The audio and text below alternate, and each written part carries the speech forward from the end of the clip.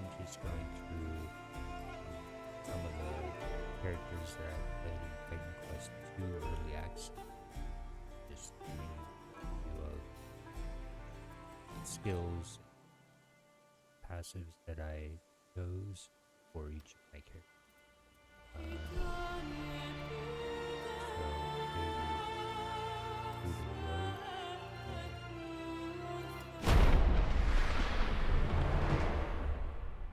And this is a solo mastery or mastery playthrough. I have not taken the time to get 40 yet, but I will be eventually. But for now, where it's at has completed the campaign. So level 3. A quick glance of the gear that it has. Nothing extraordinary or fancy or anything like that. But it was enough to get me through the actual campaign.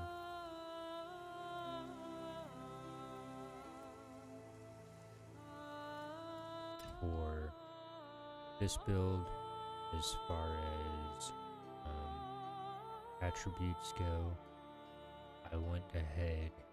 I did put a couple more points than I normally do in Vigor, but I pushed more into Agility than I did in Might. However, since I was, of course, again, I'll always say this, bow is my favorite. So I kinda, when I'm creating a bow character, I try to, my and agility, and I tried to keep together. So, as far as our defense, we did get some fire resist, but cold, lightning, and poison, they need. With rogue, poison isn't that big of a deal, but the other two can be. And that's simply because rogue has preparation that allows you to get some poison resist. So to start out with, let's go with 4. Again, for dodge, I put 1 point and got distance. For barrier, I got 1 point in invigorating guard. And then for primary attack, I did max it out and got 17 points.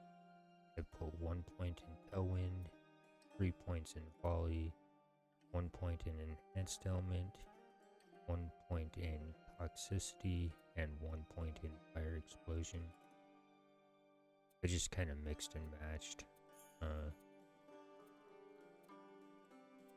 But you could max out tailwind, but I kind of just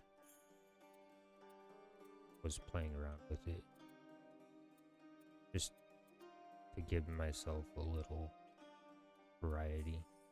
So that's the way I did that. For rogue, again, this troop. So I did max out 18 divinity. We're left with 19 points. For the skill tree, tier 1, I did max out trick shot at 17 points. I enhanced damage, I put 5 points. Enhanced critical hit, I put 2 points. Enhanced ailment, 2 points, and then 1 point in ranged weapon. I'm always going on about interrupt, and not sure why I didn't use it this time. I just didn't think about it, I guess. But anyway, that's how I did this character. But I'm sure I just didn't really think too much about it. Anyway, I do highly recommend getting interrupt, even though I didn't. I would say just probably take 1 point out of there and do that. That'd probably be my guess. Anyway, tier 2, I went 6 points in preparation. I did put 1 point in Envenom, 1 point in Enhanced Element, and 1 point in Trailblazer. Again, if you are lacking poison resist, you can get it from here. Each point, the first point will give you 15%. That's where you can poison resist with Rogue. And then the tier 3, I did get Vanish. I put 5 points in Vanish.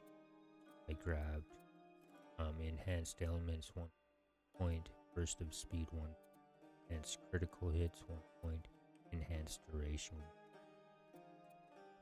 So that's what my Rogue skill tree looks like. As far as passives go, I did put 6 points in accuracy and got critical hit damage.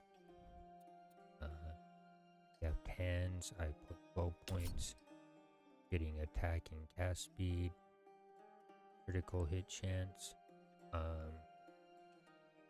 If you're fighting the bird, I highly recommend getting for the griffin. I highly recommend attack and cast speed as soon as you possibly can. Probably max this one out very first, because that will help you with the griffin. And then toxin distillation, I put 8 points in, getting poison damage and plague chance. For deadly affliction, I put 12 points in, grabbed element chance and element count. And then nimble defense, I put 10 points in, and grab movement skill cooldown speed. Of course, like I said, this is a single mastery playthrough of Rogue. It is still needing to level, so there will be and here, but this has finished after the campaign, so that is my single mastery overview. Again, I am wandering off, and I do thank you for taking the watch. I hope that you have enjoyed your journey in Titan Quest 2. Again, it is early access, but there's still quite a bit of stuff to do. I mean, just keep making builds and running around. So that's all I know. Anyway, again, thanks for watching. I am wandering off, and I will see you next time.